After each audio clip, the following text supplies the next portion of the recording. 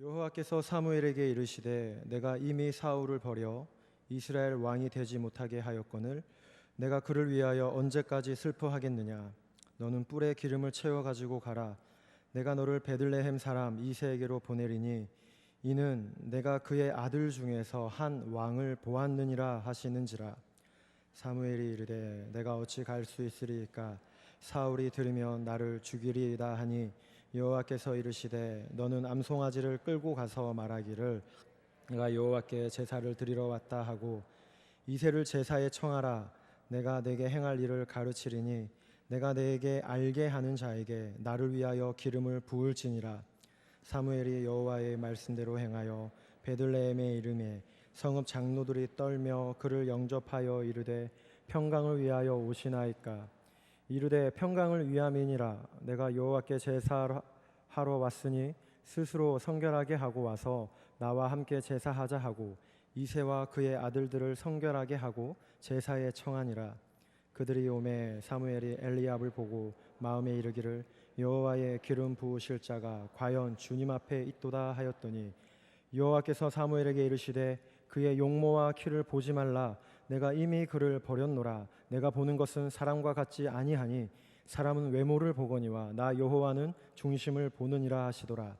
이새가 불러 사무엘 앞을 지나가게 하매 사무엘이 이르되 이도 여호와께서 택하지 아니하셨느니라 하니 이새가 산마로 지나게 하매 사무엘이 이르되 이도 여호와께서 택하지 아니하셨느니라 하니라. 이새가 그의 아들 일곱을 다 사무엘 앞으로 지나가게 하나 사무엘이 이새에게 이르되 여호와께서 이들을 택하지 아니하셨느니라 하고 또 사무엘이 이새에게 이르되 내 아들들이 다 여기 있느냐. 이새가 이르되 아직 막내가 남았는데 그는 양을 지키나이다. 사무엘이 이새에게 이르되 사람을 보내어 그를 데려오라. 그가 여기 오기까지는 우리가 식사 자리에 앉지 아니하겠노라. 이에 사람을 보내어 그를 데려오매 그의 빛이 붉고 눈이 빼어나고 얼굴이 아름답더라. 여호와께서 이르시되 이가 그니 일어나 기름을 부으라 하시는지라. 다 같이 읽겠습니다. 사무엘이 기름 뿔 병을 가져다가 그의 형제 중에서 그에게 부었더니 이날 이후로 다윗이 여호와의 영에게 크게 감동되니라. 사무엘이 떠나서 라마로 가니라. 아멘. 사무엘상 말씀이 1장부터 8장까지를 보게 되면 제사장 엘리와 사무엘의 대조를 통해서 이스라엘의 역사와 또 영적인 상황이 어떻게 흘러가고 있는지가 소개가 되고 나타납니다. 그리고 9장부터는 사울이 이스라엘의 역사의 전면에 등장하기 시작하는데 15장까지는 우리가 인간이 원했던 왕, 사람들이 그토록 찾았던 왕 사울이 어떤 왕인지 우리는 말씀을 통해서 구체적으로 알 수 있었습니다. 사울은 어떤 왕이었습니까? 하나님께서 그에게 내린 결정적인 선언들을 한번 보십시오. 내가 그를 이미 버렸노라. 그가 여호와의 말씀을 버렸노라. 그가 망령되이 행하였노라. 그리고 15장에서는 두 번씩이나 내가 그를 이스라엘의 왕으로 세운 것을 후회한다라고 이렇게 거듭 말씀하십니다. 그만큼 하나님의 뜻을 따르지 않는 왕이었습니다.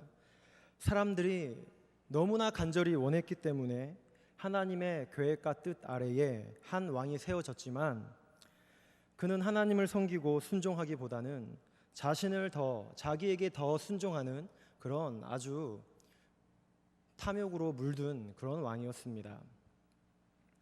사울의 언행과 정쟁들을 보노라면 그가 얼마나 중심이 삐뚤어지고 왜곡된 왕이었는지 우리는 충분히 알 수 있습니다. 하나님의 영이 임하였어도 마음이 거듭나고 인간의 본성을 거느리고 성령을 따라 사는 게 아니라 여전히 본성이 하나님의 영을 이기고 사는 그런 육체의 사람이었습니다. 하나님의 말씀에는 둔하고 말씀을 들어도 자기식으로 순종하고 그렇게 해석해 나가는 그런 사람이었습니다. 영적인 감각은 또 얼마나 무디였는지 하나님의 때와 하나님의 방법을 혼란스러워하는 그런 사람입니다. 게다가 백성들은 이 이스라엘의 초대 왕 사울, 그렇게 사무엘을 거역하면서 세웠던 그 인간이 구한 왕 사울이 이 백성들을 어떻게 대합니까? 자신들이 그토록 열렬히 원했으니 사울을 기뻐하고 만족해하고 태평천하가 되어야 할 것 같습니다. 그러나 어떻습니까? 왕이 백성들을 피곤하게 합니다. 너무 힘들게 합니다. 전쟁을 하면서도 먹을 것을 먹지도 못하고 눈치를 봐가며 맹세에 묶여서 저주 아래서 신앙생활합니다. 너무나 고통스럽습니다. 이 고통에 대하여 왕은 자기 책임임에도 불구하고 모든 책임을 백성에게 떠넘기고 뒤집어 씌웁니다. 그런 상황 가운데 하나님께서 사울을 버리기로 작정하셨습니다. 그리고 다른 사람에게 내가 이스라엘을 맡길 것이다 라고 이렇게 작정하셨습니다. 선지자 사무엘은 그래도 자기가 선택한 왕이고 하나님의 뜻을 따라 자기가 기름을 부어서 세운 왕이니 포기하는 게 쉽지 않습니다. 자기가 살아가는 시대는 그래도 이 사울의 시대와 함께 가는 시대이니 사울을 향한 하나님의 최후 통첩을 들으니 그래도 마음이 놓이지 않습니다. 그래서 사무엘은 밤을 지새며 고뇌하며 기도하였습니다. 그러나 그럼에도 사울이 뜻을 굽히지 않고 뜻을 돌이키지 않으니 사무엘도 사울을 버리고 15장은 마무리되어지기를 죽는 순간까지 사무엘이 죽는 날까지 사울의 얼굴을 보지 아니하였다라고 사무엘마저 이제 사울을 버렸습니다. 그리고 오늘 우리가 함께 읽은 말씀을 시작하기를 하나님께서 그렇게 고뇌하고 슬퍼하고 있는 사무엘에게 슬퍼하지 말라고 이렇게 오늘 말씀은 1절은 시작합니다. 마음이 추악하고 중심이 뒤틀려 있고 이 자아와 욕심과 탐욕과 전쟁으로만 가득한 왕이 나라를 다스렸는데 그 나라가 어떠하겠습니까? 나라가 기울어지고 백성들도 공고해지는 게 자연스러운 상황입니다. 사무엘은 이런 나라의 상황을 보며 영적 지도자로서 슬퍼합니다. 도저히 이 나라에 희망이 있을까? 어떻게 이 나라를 영적으로 다시 회복할 수 있을까 하며 사무엘은 근심할 수밖에 없고 슬픔은 더 깊어져 갑니다. 자기가 사울을 기름을 부어 왕으로 세웠으니 더 큰 책임감을 느꼈을 것이고 그 책임감 때문에 더 고뇌하며 깊은 슬픔에 선지자가 빠져 있습니다. 그때 하나님께서 사무엘에게 슬퍼하지 말라고 이렇게 말합니다. 내가 이미 사울을 버려서 왕이 되지 못하게 하였으니 너는 기름을 뿔에 채워서 베들레헴 이새의 집으로 가라. 거기 그의 아들들 중에 내가 한 왕을 보았다라고 이렇게 말씀합니다. 성도 여러분, 선지자도 지금 절망하고 있습니다. 그것도 한 시대를 이끌었던 그의 입의 말은 땅에 떨어지지도 않았다라고 이렇게 성경은 묘사하고 있을 만큼 그 위대한 선지자 사무엘인데 그가 지금 심히 슬퍼하고 낙심하고 있습니다. 그러나 하나님은 포기하지 않으시고 새로운 대안을 준비하고 계셨습니다. 인간은 슬퍼하고 있었지만 하나님께서는 한 왕을 보았다고 하시며 새로운 시대를 예비하고 있었습니다. 사랑하는 성도 여러분, 삶 가운데 우리로 하여금 절망하게 하고 좌절하게 하는 일들이 많이 있습니다. 생각지도 못했던 일들 때문에 괴로워하는 경우도 있습니다. 오늘 이 하루를 근근히 살아내는 나 자신을 보아도 또 내 안에 무수히 많은 그런 잡초들을 보아도 참 슬퍼질 때가 있고 마음이 지칠 때가 있습니다. 게다가 믿음으로 산다는 게 힘이 들고 십자가 지고 간다는 게 답답하게만 보일 때가 있습니다. 하나님의 약속을 바라보고 하나님만 의지하고 산다는 게 불이익이 더 많은 것 같은 그런 생각이 들어서 하나님을 향한 열정이 식을 때도 있습니다. 그러나 성도 여러분, 여러 가지 상황 가운데 인간은 슬퍼하지만 하나님은 새로운 길을 준비하시는 분입니다. 길이 막혀 있는 것 같고 사방으로 우겨쌈을 당할지라도 하나님께서는 피할 길을 보여주시고 믿음으로 갈 수 있는 새로운 길을 가르쳐 주시는 분입니다. 오늘 이 역사적인 인물, 이 위대한 선지자 사무엘도 슬퍼하고 책임감을 느끼며 깊이 고뇌하고 있습니다. 어쩔 수 없는 인간의 모습입니다. 아무리 탁월한 선지자라도 인간이기 때문에 슬퍼하고 절망할 수밖에 없습니다. 그러나 그 어떤 인간일지라도 그에게는 슬퍼할 수 있는 이유들이 있겠지만 하나님에게는 더 은혜로운 길이 있습니다. 세상적으로 잘 되는 것처럼 보이는 그런 수준의 길이 아닙니다. 더 하나님을 체험하고 더 하나님을 경험하는 그런 영적인 새로운 길이 반드시 있습니다. 믿음으로 사는 자에게 하나님께서 그런 길로 분명히 인도해 주십니다.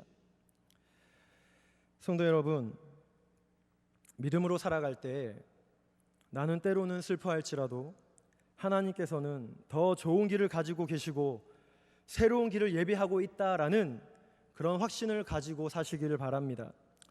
오늘 말씀을 보십시오. 사무엘이 슬퍼하고 고뇌하지만 하나님은 다윗이라는 인물을 저 변방에 이스라엘 남쪽에 있는 한 가난한 베들레헴에서 이스라엘의 황금 시대를 이끌어갔던 그런 한 사람을 준비하고 있었습니다. 그는 장차 예수 그리스도를 연결하고 그리스도의 모델이 되는 그런 인물이 사람들은 슬퍼하고 절망할 때 하나님은 준비하고 계셨습니다. 게다가 오늘 하나님의 말씀을 듣고 순종하는 사무엘을 보십시오. 처음에 베들레헴으로 가라라는 말씀을 듣고 또 가서 기름을 부으라는 이런 하나님의 말씀을 듣고 사무엘은 매우 불안해하고 두려워합니다. 그럴 수밖에 없는 이유가 지금 사무엘은 사울을 버린 상태이고 사울을 떠나 있는 상태이기 때문에 사울과 적대적인 관계에 있는 그런 위치입니다. 정치적으로 위험한 인물이 되었습니다. 사울도 하나님께서 자기를 후회하시고 버렸다는 것을 들었으니 그런 자기 자리에 대한 불안함이 있습니다. 이런 상황에 사무엘이 기름을 들고 다른 지역으로 가서 기름을 붓는 그런 소문이 사울의 귀에 들리게 되면 한 왕을 세운다는 것이니 사울의 자리가 흔들리고 입지가 무너질 수 있으니 그 어느 때보다 사울은 사무엘을 예의주시하고 있는, 사무엘을 지켜보고 있는 그런 정치적 긴장감이 맴돌고 있는 그런 예민한 분위기입니다. 그렇기 때문에 베들레헴으로 가서 기름을 부으라는 이 말에 사무엘은 두려울 수밖에 없습니다. 목숨이 위태로울 수도 있는 위험한 상황입니다. 그리고 베들레헴에 있는 사람들 또한 어떻습니까? 사무엘이 기름을 들고 오는 것을 보면서 제사 드리러 오는 이런 모습을 보면서 환영하며 영광입니다, 은혜스럽습니다, 어떻게 여기까지 오셨습니까? 라고 이렇게 기쁘게 맞이해야 됩니다. 근데 이렇게 기대하며 반겨야 하는 것이 정상인데 이들이 하는 말이 무엇입니까? 떨며 두려워하며 질문합니다. 여기까지 온 게 평강입니까? 라고 이렇게 묻고 있습니다. 이미 사무엘이 이곳에 오게 된 것을 들키게 되면 베들레헴 전체도 이 폭군적인 이런 사울로 인해서 위태로워질 수 있으니 베들레헴 사람들이 위험해질 수 있으니 이처럼 지금 베들레헴도 사울을 무척이나 두려워하고 있습니다. 이스라엘의 왕이 백성을 공포에 떨게 하는 그런 사람이 되었습니다. 성도 여러분, 그러나 하나님의 방법을 한번 보십시오. 제사하러 왔다고 해라, 제사하러 왔다고 하라, 이렇게 하나님께서 가르쳐 주십니다. 그 불안해하고 두려워하고 있고 그렇게 슬퍼하고 있는 사무엘에게 제사하러 왔다고 이렇게 가르쳐 주고 방법을 일러주고 있습니다. 여러분, 거짓말하는 게 아닙니다. 실제로 제사를 드리는 것이고 그 어려운 난간을 하나님의 지혜로 극복하고 이겨내는 겁니다. 두렵고 떨리고 이게 될까 의심이 되고 세상에서 믿음으로 행한다는 게 무모해 보이고 손해보는 것 같고 하나님께서는 손해보는 것 같지만 어떻게 해야 될지 모르겠지만 믿음으로 산다는 게 불안해 보이지만 하나님께서는 이렇게 하나님의 방법을 가르쳐 주십니다. 영적으로 살 수 있는 길이 있고 하나님이 살아계신다, 하나님이 인도하신다는 것을 경험할 수 있는 그 길을 믿는 자에게 이렇게 인도해 주십니다. 그러니 성도 여러분, 우리는 연약하여서 자주 두려워하고 포기할 때도 있지만 하나님은 늘 우리에게 새로운 길을 준비하고 있다는 사실을 잊지 마시기 바랍니다. 그래서 어떤 상황 가운데 있다 할지라도 믿음으로 행하시고 주님과 동행하셔서 하나님이 살아계시다, 하나님이 믿음의 길로 나를 인도해 주신다는 것을 실제적으로 경험하며 살아가시는 그런 복된 성도님들 되시길 주님의 이름으로 축복합니다. 그리고 이어서 우리가 함께 나눌 말씀은 사무엘이 하나님의 명령을 따라 이새의 집으로 갔습니다. 그리고 이제 제사를 드리고 이새의 아들들을 한 명씩 사무엘 앞으로 지나가게 하였습니다. 처음으로 지나간 사람은 큰 아들 엘리압이 이제 역사에서 떠오를 수 있는 이런 별이 될 수 있는 무대에 이제 섰습니다. 그리고 사무엘은 그 엘리압을, 그 장남인 그 엘리압을 보자마자 흥분하며 하나님께서 이렇게 왕이 될 자격을 완벽하게 갖춘 이런 사람을 준비해 두셨다고, 하나님의 예배하심이 놀랍다고 이렇게 감격하며 감탄하며 그 하나님의 이끄시는 그 인도하심에 감사해하고 있습니다. 그러나 그런 감동하는 순간에 하나님의 말씀은 어떻습니까? 하나님의 말씀이 무엇입니까? 그의 용모와 키를 보지 마라. 사람은 외모를 보거니와 나 여호와는 중심을 보느니라. 하나님께서 참된 기준을 정확히 말씀해 주십니다. 마치 처음에 백성들이 사울 왕을 보았을 때 그의 용모와 신장과 얼굴을 보며 모든 사람이 흥분하였던 것처럼 지금 사무엘이 엘리압을 보고 그런 흥분된 반응을 보이자 하나님께서는 거침없이 외모를 보지 마라, 중심을 보라, 이렇게 촌철살인 같은 그런 말씀을 하십니다. 그 이후에 둘째 아들 아비나답, 셋째 아들 삼마를 포함해서 7명의 아들을 다 사무엘 앞을 지나가게 하고 세웠습니다. 그러나 그 7명의 아들 중에 하나님의 선택을 받고 하나님께서 예비해 두신, 숨겨둔 그런 사람은 보이지 않았습니다. 하나님께서 기름을 부으라고 하신 그 아들은 그 앞에 잘나고 정말 탁월해 보이는 그런 합당하고 완벽한 모습을 갖춘 사람들이었지만 기름 부을 사람은 없었습니다. 성도 여러분, 그러면 여기서 중심을 본다는 말은 무엇입니까? 외모를 보지 말고 사람은 외모를 보거니와 여호와는 중심을 본다라고 하셨는데 중심을 본다는 말이 무엇입니까? 외모를 본다는 것은 우리가 익히 알듯이 얼굴, 학력, 출신, 고향, 이력, 직업, 경력, 집안 배경, 키, 나이 등 그 사람을 쉽게 파악할 수 있는 외적인 조건입니다. 그렇다면 중심은 무엇입니까? 네, 마음입니다. 그렇다면 하나님이 보신다는 그 마음이 무엇이냐는 겁니다. 도대체 다윗이 어땠길래 하나님의 이런 선택을 받고 어둠의 시대를 지나 이런 이스라엘의 황금기를 여는 그런 사람으로 선택을 받았습니까? 다윗이 어떠했길래, 그리고 그가 기름 부을 받을 만한 그런 조건이 무엇이었나 하는 그런 궁금증이 계속 듭니다. 외적인 것은 외모, 학력, 집안 배경 등 이런 쉽게 볼 수 있는 요소들이라 분명하게 파악이 되고, 또 우리는 그런 조건으로 이 사람이 왕으로 합당하다 아니다, 이 사람이 좋다 아니다는 것을 판단할 수 있는 조건이 될 수 없다, 이런 외적인 조건으로는 판단할 수 없다는 기준이 된다는 것을 우리는 다 인정합니다.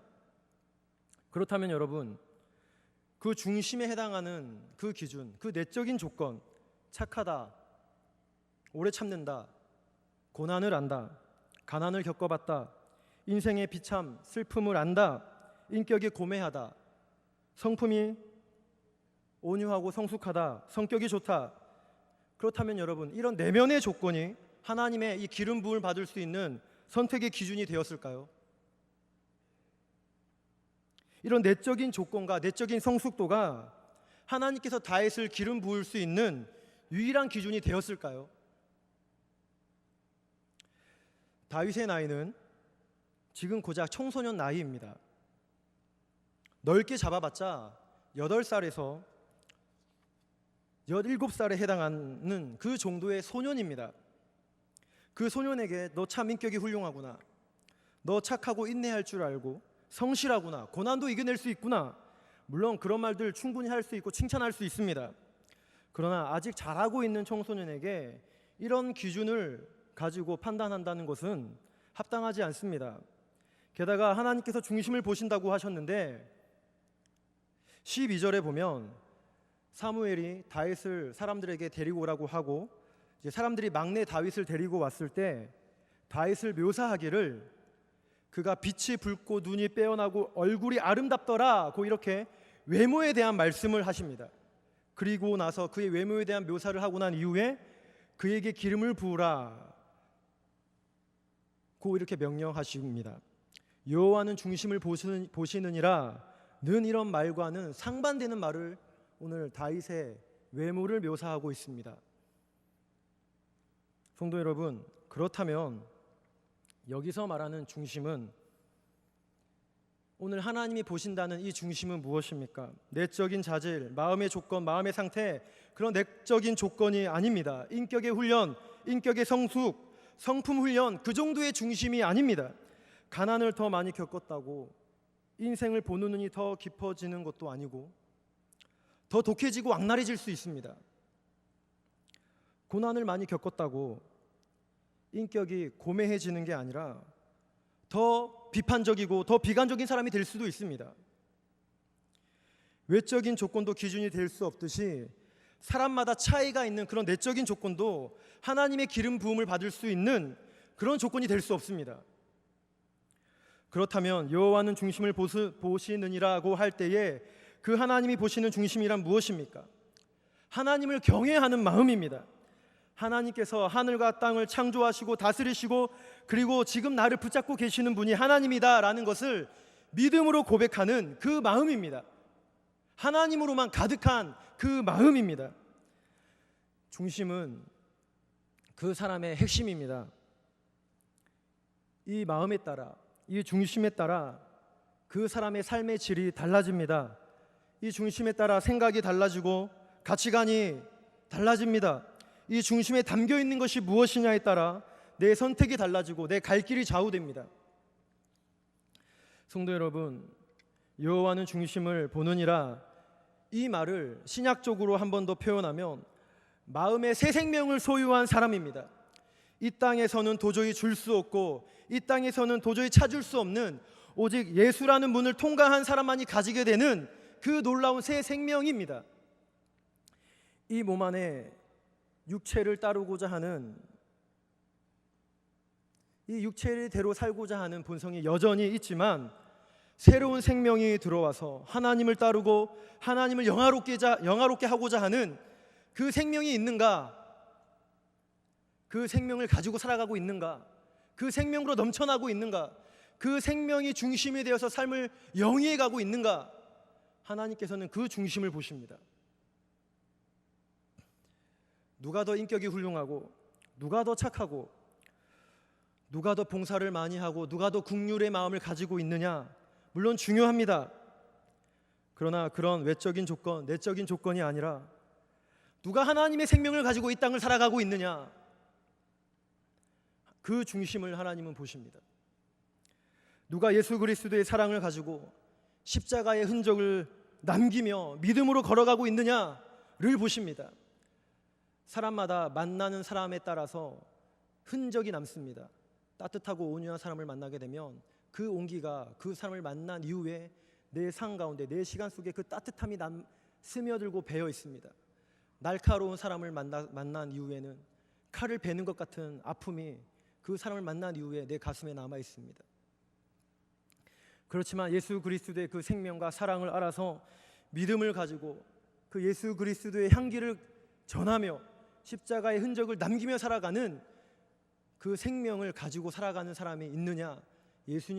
하나님께서는 그 중심을 보십니다.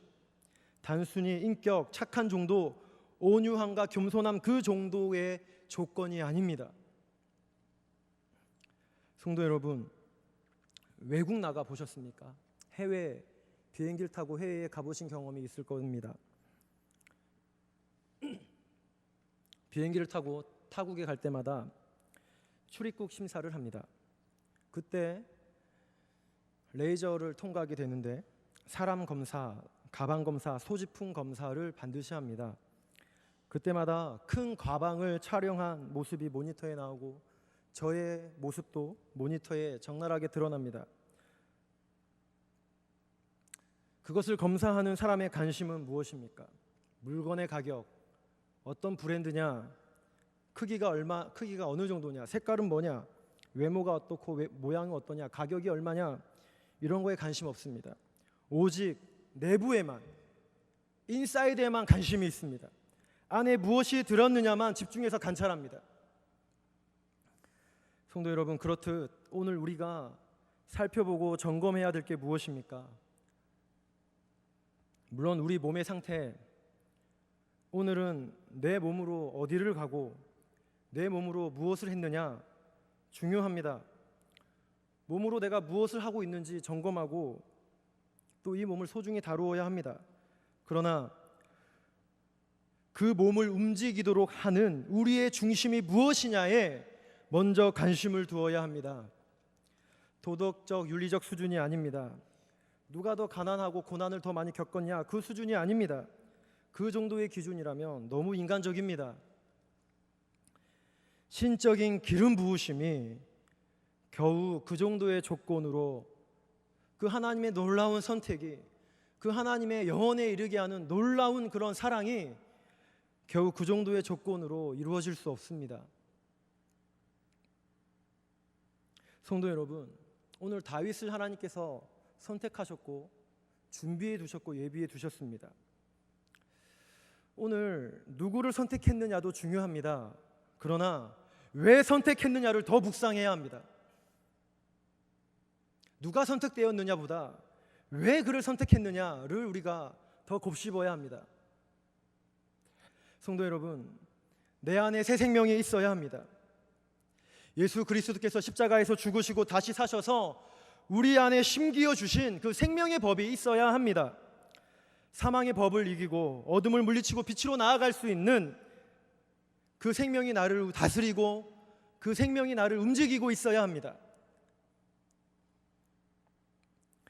여러분, 그 생명이 내 안에 있고 그 생명의 근원 되신 주님과 생명의 교제가 내 안에서 변함없이 여전히 왕성하게, 활달하게, 친밀하게 이루어지고 있습니까? 중심을 보시는 하나님 앞에 그런 하나님을 가까이 하는 그런 중심을 가지고 믿음의 길을 걸어가고 있습니까?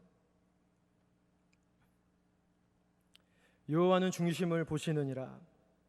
하나님께서 어떤 조건으로 선택한다는 게 아니라 다른 표현으로 말하면 하나님이 하신다는 것을 다른 표현으로 이렇게 말해볼 수 있습니다. 또한 여러분, 다윗이 기름 부음 받은 것은 대단해서가 아닙니다. 다윗은 막내입니다. 단순히 막내라기보다 볼품없고 가정에서도 푸대접받고 누구의 기대도 받지 못했던 인물입니다. 빛이 붉다라는 이런 외모를 묘사하는 표현들은 앳되다, 어리다라는 그런 의미인데 사람들의 기대와 세상의 조건을 충족할 만한 인물이 안 된다는 겁니다. 그러나 하나님은 그런 다윗을 선택하셨습니다.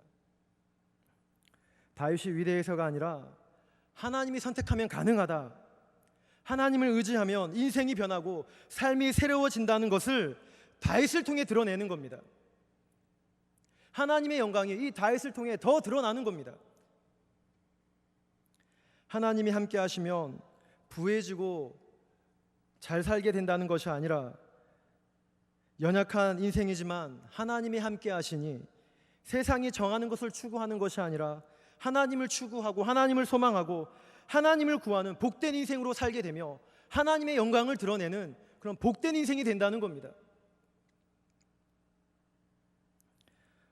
어려운 일이 있고 고난이 있고 슬픔이 있어도 그 가운데 즐거워하며 연단되어지며 하나님의 백성다운 특징을 가진 사람으로 만들어지는 그런 기쁨을 아는 사람, 그런 선택을 아는 사람, 그런 사람으로 부르심을 따라 살아가게 된다는 겁니다.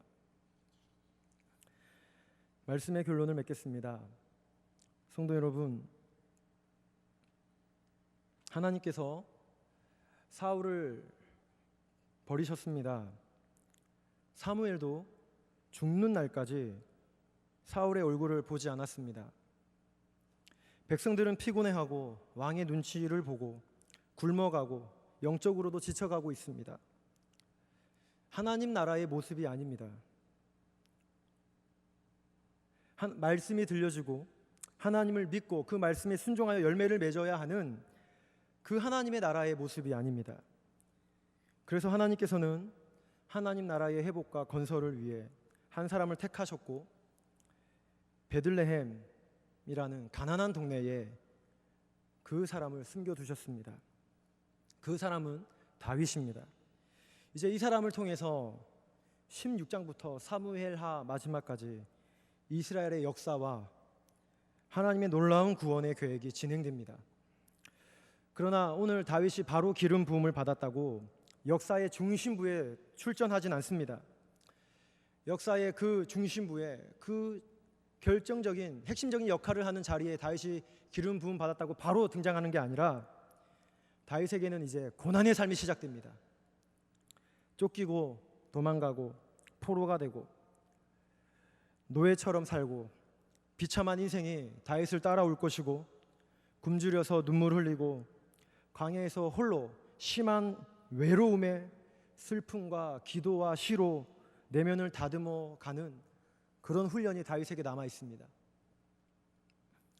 그런데 오늘 하나님께서 이제 사울이라는 이 어둠의 시대를 지나서 이스라엘의 그 황금 시대를 이끌어 갔던 다윗이라는 인물에게 기름을 부었습니다. 그리고 나 여호와는 중심을 본다라고 말씀하셨습니다. 사람들이 흔히 생각하는 외적인 조건이 아닙니다. 그렇다고 내적인 조건, 인격의 훈련, 그 성숙도도 아닙니다. 물론 여러분, 내면이 다듬어지고 내면이 온유하고 겸손하고 화평을 추구하는 그런 성품을 가진 그런 사람이, 그런 내면이 참 복이 있습니다. 참 귀합니다. 아름답고 훌륭한 성품이고 인정받을 수 있고 귀하게 쓰임받을 수 있는 아주 그런 좋은 성품입니다. 우리가 그런 성품의 사람으로 변해야 되고 그렇게 만들어져 가야 됩니다. 그러나 하나님이 보시는 중심은 우리 안에 예수의 생명이 있느냐입니다. 성도 여러분, 오늘 내가 이 땅을 살아가면서 추구하는 것은 무엇이고 내가 소망하는 건 무엇입니까? 여러분, 무엇을 향해 갈급해 하시고 무엇을 마음에 담기를 원하십니까? 썩을 양식을 구하고 순간적이고 쾌락적이고 자기 만족과 명예를 구하는 인생이 아니라 하나님 나라를 구하고 의와 진리와 생명을 구하며 사시는 그런 복된 인생이 되기를 바랍니다. 성도 여러분, 하나님께서 하나님을 추구하고 하나님만 바라는 다윗을 선택하고 변화시켜 가시고 하나님 나라를 그를 통해 이어가십니다. 세상에 잘난 것을 선택하시고 빛나고 화려한 인생을 선택하셔서 높이 드신 게 아니라 여호와만 의지하는 인생, 하나님만이 소망이고 하나님만이 나의 전부다라고 고백하는 인생을 통해서 여호와의 영광을 드러내시고 하나님이 위대하시다라는 것을, 그런 하나님만 전부입니다라는 그런 고백을 하는 사람을 통해서 여호와의 영광을 드러내십니다. 그리고 그런 사람이 참된 인생이다라는 것을 우리에게 가르쳐 주십니다. 그리고 오늘 하나님께서 다윗 왕만 선택하신 게 아니라 우리를 선택하셨습니다. 어떤 보암직하고 좋은 조건들을 가져서가 아닙니다. 우리를 통해 하나님의 살아계심을 드러내고 하나님의 영광을 선포하고자, 하나님의 나라를 질그릇 같은 연약한 우리를 통해서 이어가고자 우리를 부르셨습니다. 세상에서 미련해 보이고 약해 보이고 천대받고 멸시받지만 하나님을 의지하는 인생을 변화시켜 주셔서 여호와를 아는 그런 지혜, 그리스도를 따라가는 거룩함, 그리스도를 따라가는 그 믿음이 무엇인지 아는 그 의로움이 무엇인지 알게 해주셔서 축복의 통로가 되게 해주셨습니다. 새 생명을 가지고 살아가는 그 인생이 귀하다, 여호와가 나의 전부입니다라는 것을 깊이 깨닫고 고백하며 살아가는 그 인생이 귀하다는 것을, 그런 생명을 가지고 살아가는 사람을 통해 하나님께서 그것이 참된 인생이다, 그 인생이 하나님 나라를 이어가는 인생이다라는 것을 그런 사람을 통해 보여주시고 이 땅 가운데 드러내십니다. 주 안에 사랑하는 성도 여러분,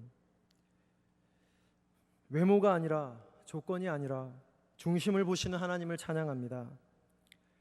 늘 하나님 중심의 삶을 유지하시고 그분의 영광을 구하고 그분의 은혜를 사모하는 귀하고 귀한 인생이 되시길 바랍니다. 기도 때마다 자신의 이성을 넘어서 성령의 조명하심으로 마음의 더러운 것과 마음에 어지러져 있는 잡초들을 제거하셔서 예수의 생명이 역사하여 귀한 열매를 맺으시는 그런 삶이 되시길 바랍니다. 질그릇 같은 연약한 인생이지만 보배로운 그리스도를 마음속에 모셔서 죄와 사망을 이기며 존귀한 예수만 따라가시는 복된 삶이 되시길 바랍니다. 여호와의 눈은 온 땅을 두루 살피사 온 땅을 감찰하사 자기를 경외하는 자를 찾는다고 하셨는데, 그런 아름다운 중심을 가지고 살아가시는 그런 중심을 가지신 성도님들 되시길 주님의 이름으로 축복합니다.